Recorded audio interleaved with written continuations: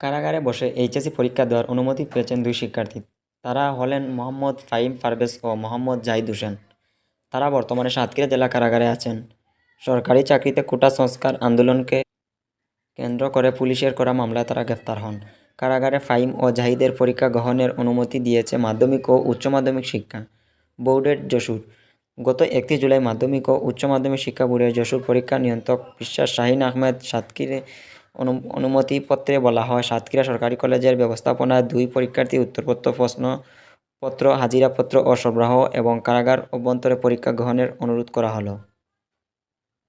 একই অনুমতিপত্রে বলা হয়, কারাগারে পরীক্ষা ও গ্রহণ সংক্রান্ত যাবতীয় ব্যয় পরীক্ষার্থীদের অভিভাবককে বহন করতে হবে। কোটা সংস্কার আন্দোলনকে ঘিরে উদ্ভূত পরিস্থিতিতে 11 আগস্ট থেকে নতুন কর্মসূচিতে এইচএসসি ও সমমানের পরীক্ষা নেওয়া হবে।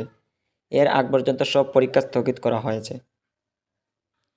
তো প্রিয় শিক্ষার্থীরা, আপনারা ভালোভাবে জেনে গেছেন যে কারাগারে বসে পরীক্ষা দিতে হবে মোহাম্মদ ফাহিম এবং পারভেজ মোহাম্মদ জাহিদ হোসেন, এই দুজনেই কিন্তু কারাগারে বসে পরীক্ষাটা দিতে হবে।